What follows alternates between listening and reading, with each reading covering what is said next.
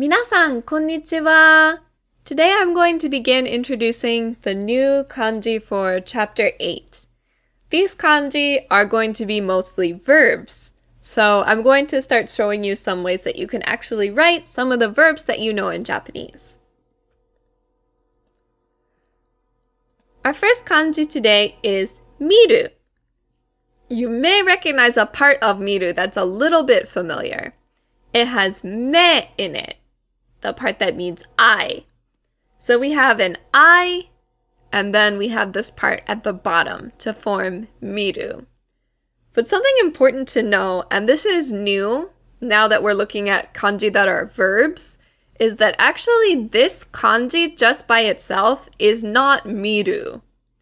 This kanji just by itself is just me.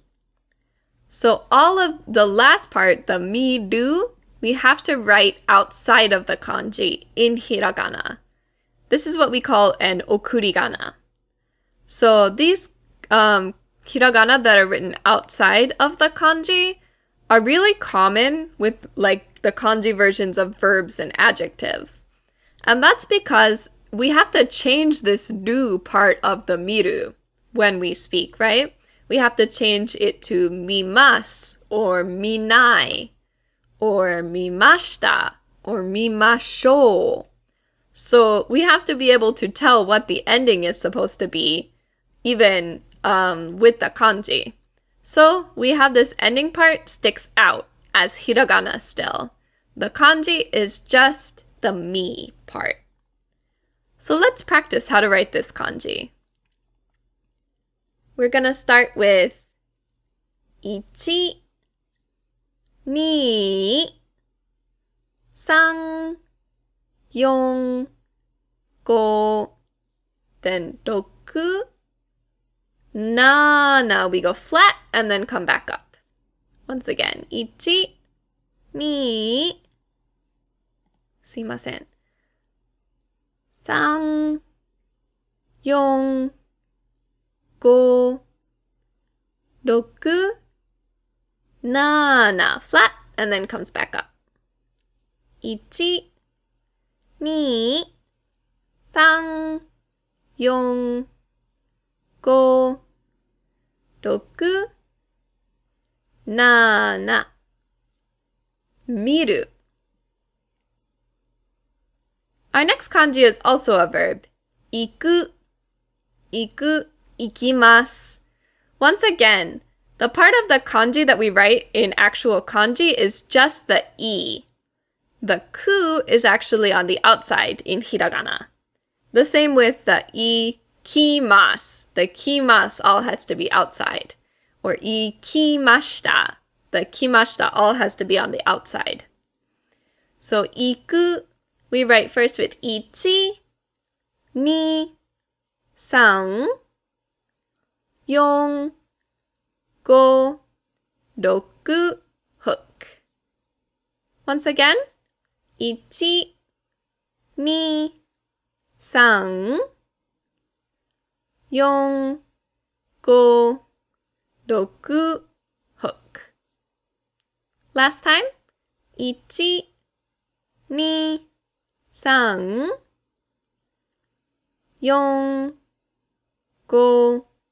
6, hook. So this is the I in iku. This next kanji we are studying because it is a part of another kanji. But it's also kind of useful on its own. So this kanji is kome. We often put it with the o in the same way as we use the o in okane or ocha. This is okome. So kome means rice, but not specifically it's rice before it's been cooked. So like the raw rice, not the kind of rice that you eat, the rice before you cook it. We write this kanji with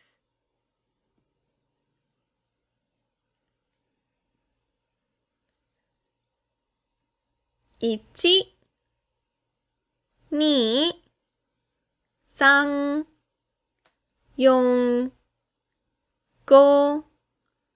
6. Once again, 1, 2、3、4、5、6。One last time. 1、2、3、4、5、6。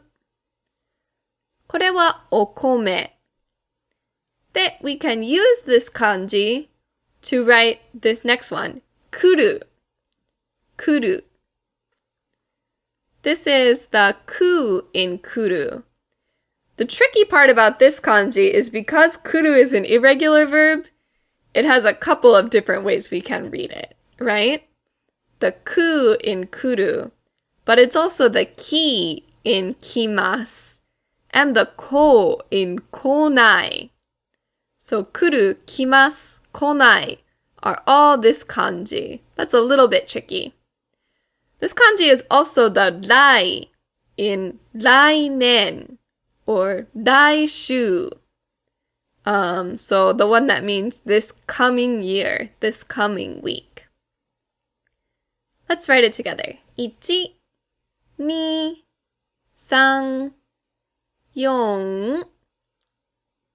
4、5、6、7。もう一度。1、2、3、4、5、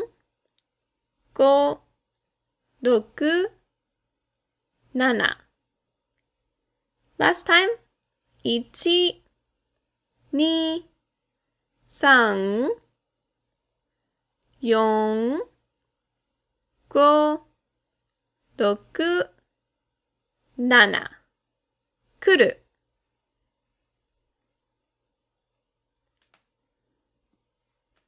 In addition to these kanji, we are going to also learn another one. This is another kanji that we use, that we're studying today mostly because it's a part of another kanji. So this is like yoi or i, the same i that we have learned, but we don't really write i in kanji that much because it's just such a basic word that there's no point in writing all this kanji for it. So it's not that common to write it in kanji, but this part is going to be a part of the next two kanji we learn. So I'm going to introduce it here anyway. So this kanji, we start at the top, 1, then 2, 3, 4, 5, 6, 7. So the stroke order is a bit unexpected. So first we make this sort of bump here, and then we do the back all as one.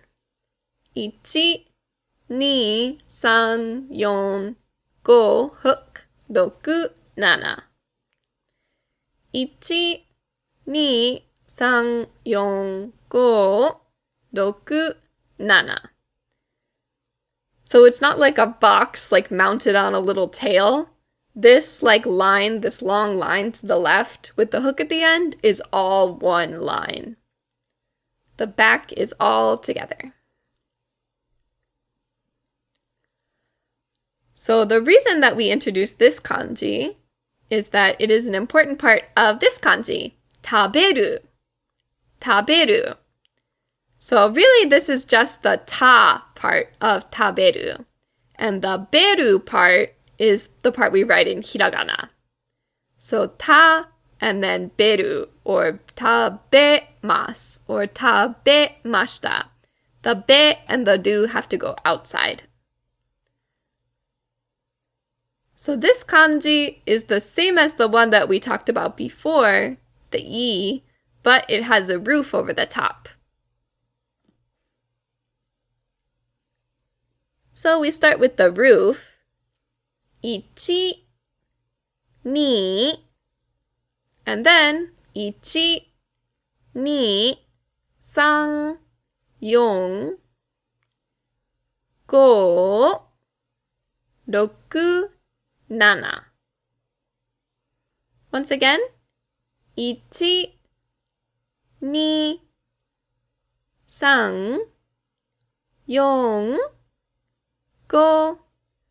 6, 7, 8, 9. One more time. 1, 2, 3,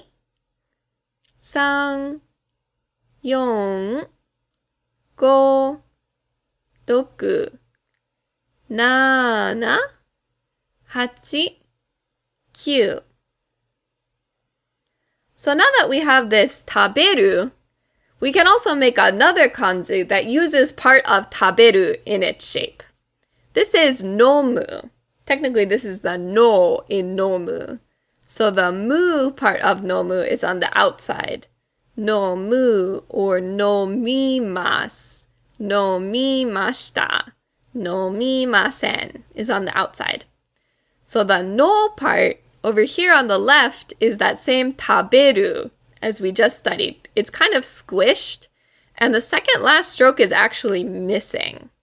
So we just have this part without that second last stroke, and it's kind of squished over.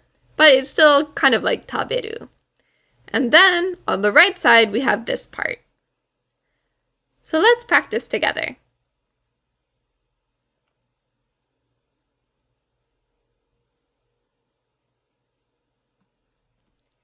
So 1, 2, 3, 4, 5, 6, 7, 8, 9, 10, 11, 12. One more time. 1, 2, 3, 4, 5, 6, 7, 8, 9, 10, 11, 12. 1, 2, 3, 4, 5, 6, 7, 8, 9, 10, 11, 12. This is the no in nomu. Finally, our last kanji for today is the a in au, the a in aimasu. It's also the kai in kaiwa, which is a word we'll talk about next time, or the kai in kaisha. So this kanji is a bit simpler. This one also has a roof over the top. So we start with the roof. 1, 2, and then 1, 2, 3, 4. 1, 2, 3,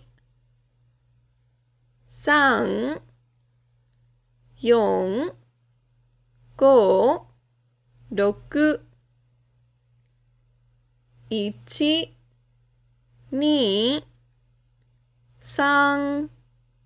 3, 4, 5, 6.